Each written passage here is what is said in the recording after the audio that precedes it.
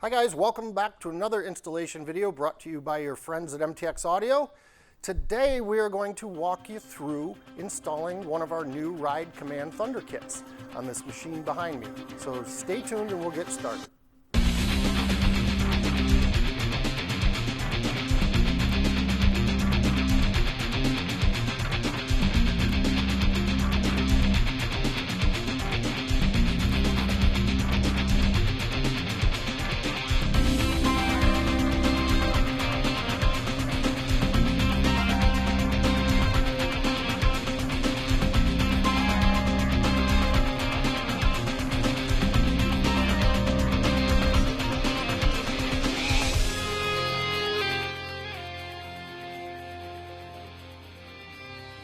All right guys, I'm going to walk you through installing our RZR Thunder Kit 3 for Ride Command vehicles, such as this 2020 RZR Turbo S Dynamics that I have behind me.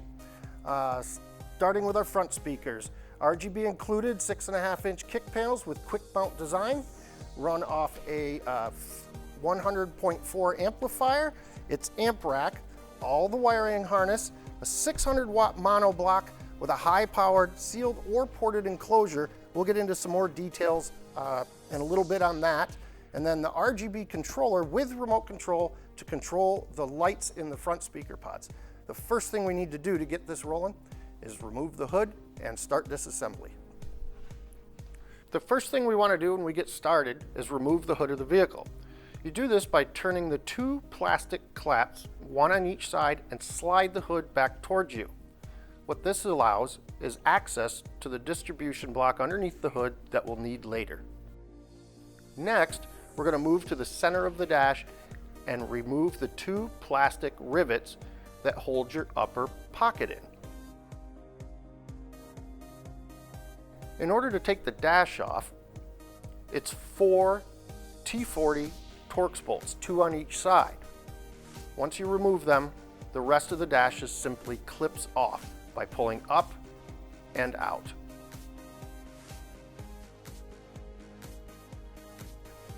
All right, now that we've got the hood and top of the dash removed, we got to go ahead and do our center console and seats. Now remember, if this were a 4-seater, we'd also have to remove the rear part of the center console to access the battery and run our wires. So let's go ahead and get started.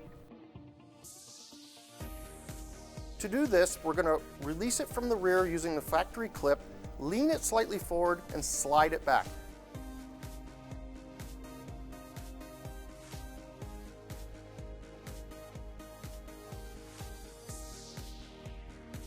To remove the center console, you're going to want to remove the 4 plastic clips, 2 in the back and 1 on each side in the front. You're also going to remove 3 T40 bolts.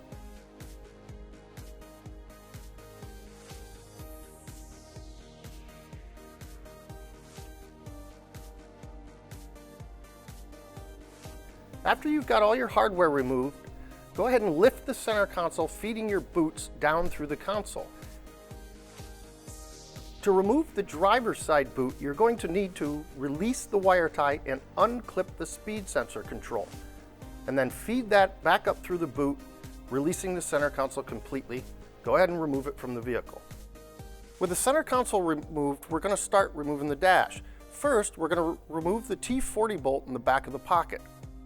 On this particular vehicle, the Dynamics control module mounted to the top of the dash makes it difficult to get a hold of that T40 at the back of the pocket. You can go ahead, without unplugging, remove the 4 mounting screws and move it to the side.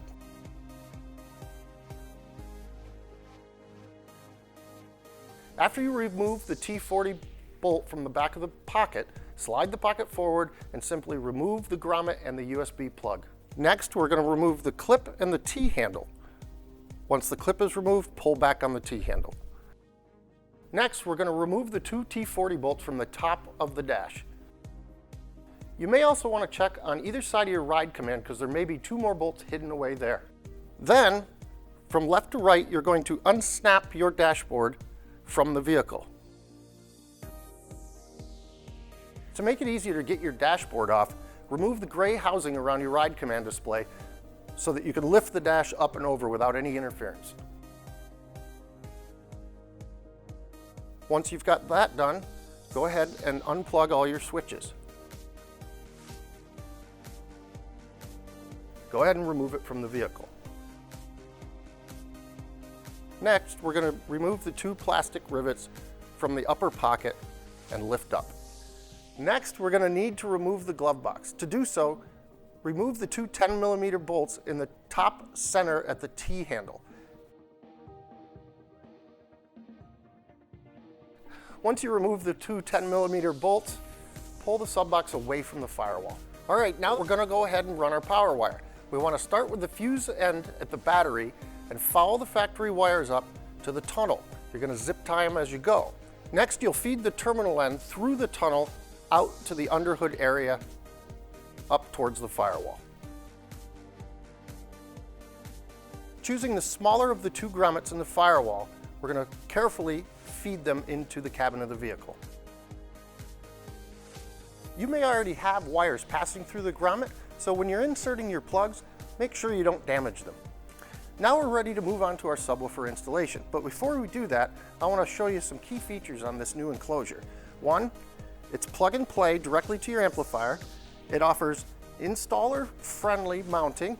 It's using a new high-powered 10-inch subwoofer that can be configured either sealed or ported by removing this, or if you're going through high water crossings, you can simply reach down and plug your port up. Now it also utilizes an extremely thick and dense foam on the back and the sides where it makes contact with the firewall to reduce any vibrations that its output may cause. So now that that's said, let's go ahead and get this in the car. Now that we're ready to install this, we're going to go ahead and prep it outside the vehicle to make it even easier for you to install. Now, in the hardware pack that it comes with, you're going to notice 2 different mounting brackets. In this particular case, we're only going to use the larger of the 2. The smaller one is for your older RZR models. You're not going to need it on the newer ones. When prepping the subwoofer enclosure for installation, use the larger of the 2 brackets supplied.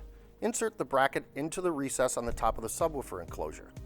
Using a 10mm bolt, insert it into the slot on the subwoofer side of the enclosure. Hand tighten, allowing the bracket to still slide. And what this is going to do is when you get it into place, you can simply slide this over and it'll hold itself in there while you get all your other mounting hardware in place. And then once that's done, you're going to tighten it down and walk away.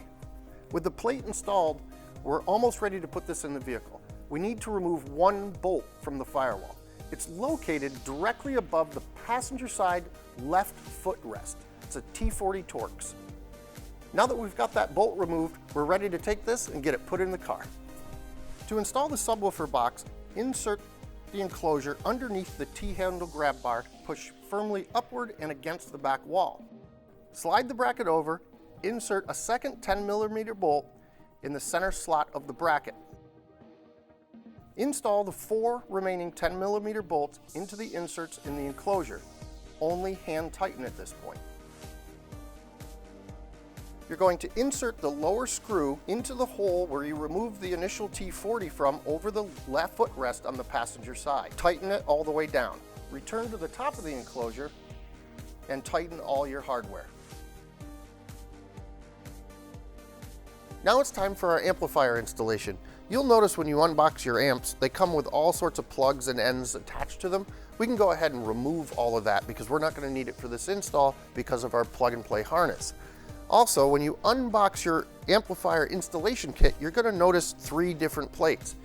For this particular vehicle, we only need these 2. This larger one is for older model RZR, so we're just going to set that aside and start our assembly with the needed product. All right, so we're ready to install our amplifiers, but first I want to give you a few tips to make this easier for you. This is what we're going to call the bottom rack. Now this hangs upside down with the steering column going through here.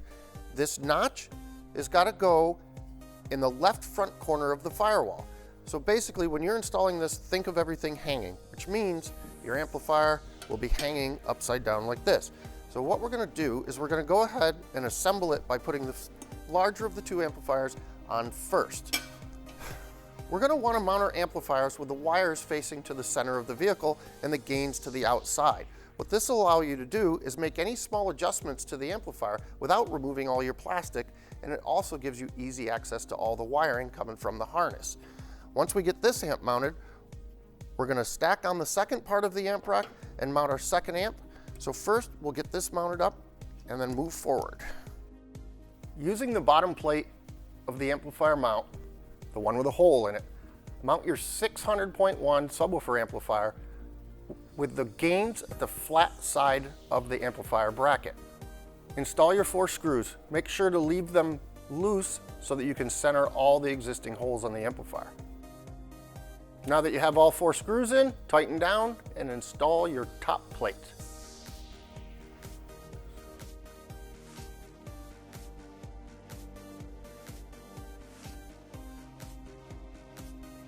Work your way around the top plate, tightening all 4 screws down.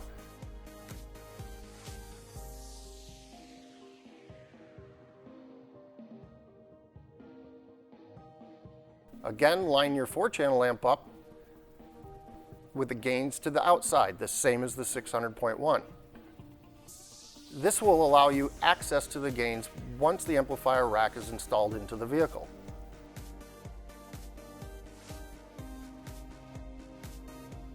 Loosely install all 4 screws into the upper amp rack.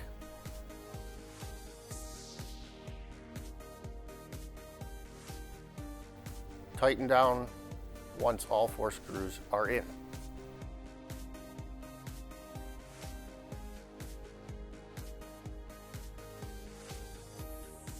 Okay, prior to putting the amplifiers in the vehicle, we want to do a quick set on our gains. I'll give you what we suggest, and you can fine-tune it once it's in there to your listening. We want to make sure our input level is on low. The gain on 5/8 to 3/4, we don't use any bass boost. Set your low pass frequency to approximately 80 Hertz. Moving to the 4-channel amplifier, the crossover should be set at 80. On the front level should be about 5/8.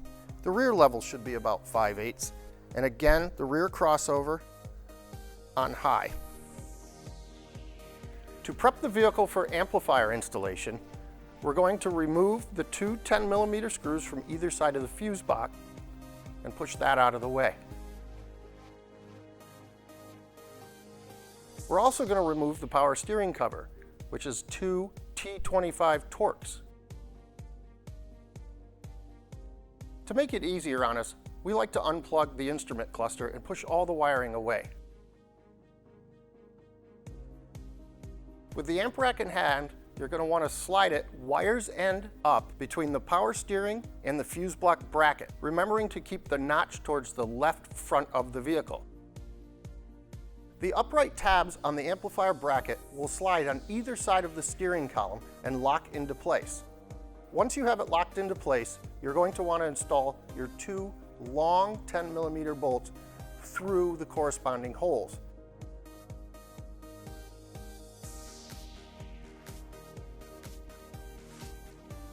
Tighten down, and it's installed.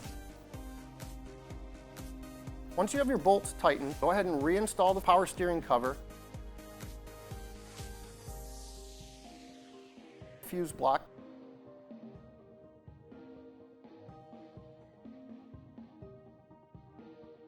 and return all your wiring to the instrument cluster.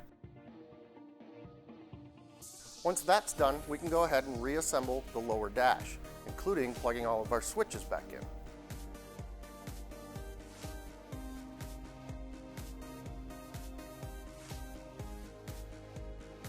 Go ahead and reinstall the Dynamics control module.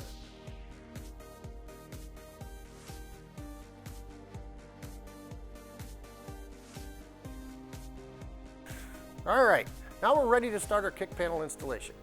The real cool thing about these is they come to you fully assembled. They're sealed, you'll never have to take your speaker out. The only thing you'll have to do is install the quick install bracket, which is 3 bolts. We're gonna lock the kick panel into that, fold it up, put 1 more bolt in, and these are installed. They're done.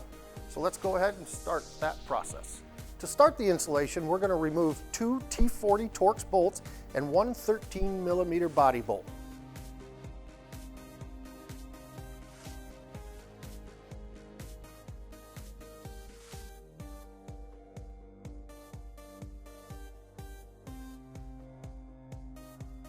Now that we've got the bolts removed, we're going to align our bracket with the holes that the bolts came out of and return all the hardware we just took out, locking the bracket into the vehicle.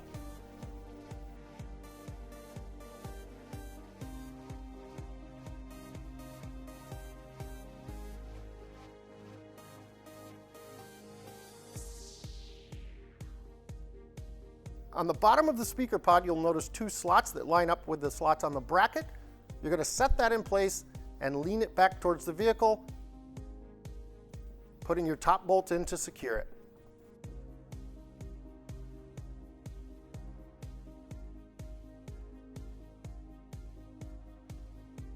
Once your pods are secure, go ahead and run your wires up to the center of the vehicle.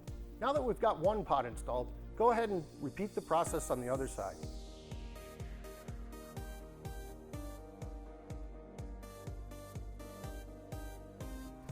All right, now it's time to install our harnesses. Let's go through these real quick so you have an understanding of what all of these harnesses do. The first harness here is going to be labeled amp 1 and 2 and is going to plug into the corresponding ride command outputs that are also labeled 1 and 2. So 1 to 1, 2 to 2. This is the input for the 4-channel amplifier in the car. The blue wire is the remote turn on, which is when the ignition is turned on, it's going to tell the amplifiers to turn on. Plug number 3 is the subwoofer amplifier audio input plug for the amp.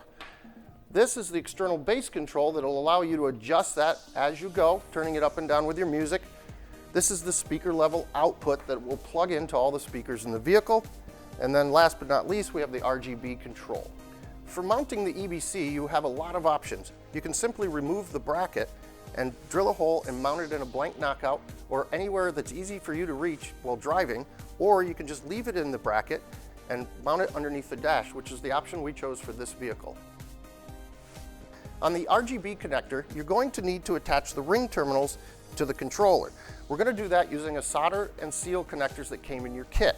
You'll be able to find this ring terminal in your front speaker box kit. So I'm going to go ahead and show you how to do that now. First thing we're going to need to do is connect these wires using the solder and seal connections. Now, the way this works is heat will be applied, it'll melt the solder and then melt the coating, which will create a waterproof seal. All right, now that we've got the ring terminal attached to our RGB controller, we're going to plug it into the mating plug on our speaker output harness. Okay, now we've got that plugged in, we're ready for the next step. All right, now that we have an understanding of our plugs and we've got our RGB connected, let's take these and get them installed in the vehicle. The first connections we're going to make are our power and ground connections. You're going to notice that one set of your power and ground are protected with heat shrink. We're going to have to go ahead and cut that free for this application.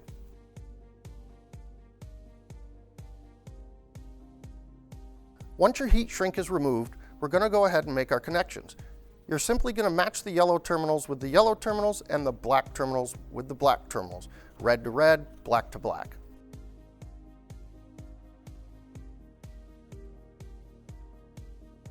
The next harness we're going to install is the 4-channel input harness.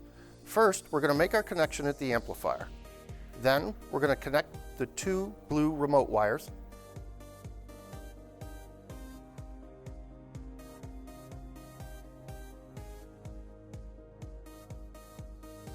After that, we're going to make amp 1 connection to amp 1 on the ride command, amp 2 connection to amp 2 on the ride command. The next connection we're going to make is the subwoofer amplifier input. We're going to connect that to the amplifier 3 out of the ride command harness. And then plug the RCAs from that harness into the RCAs of your subwoofer amplifier. The next harness we're going to install is the speaker output harness from your 4-channel amplifier. We're going to make a connection from our left speaker pod to our left output of the harness, and the right speaker pod to the right output of the harness. Then, we're going to plug the 2 mating white plugs together. Next, we're going to plug our external bass control into the monoblock amplifier. Next, we're going to plug the subwoofer harness into the subwoofer amplifier's output harness. Next, we're going to pass the RGB ring terminals through the firewall grommet that we used previously, running towards the bus bar. Now we can go ahead, go out under the hood, and connect our ring terminals for our RGB controller.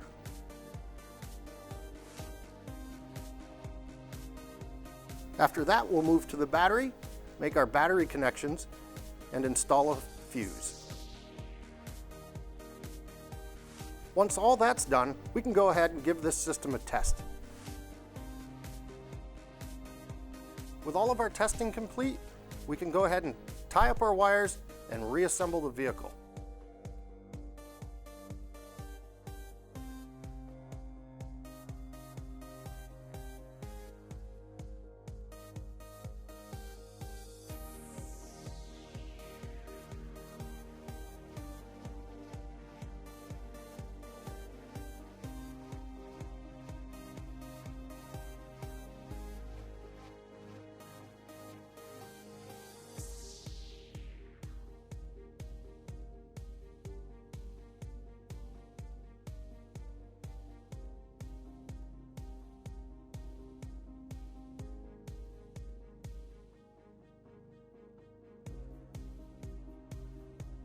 All right, guys, we're all set with this machine. As you can see, it looks a lot more complicated than it actually is.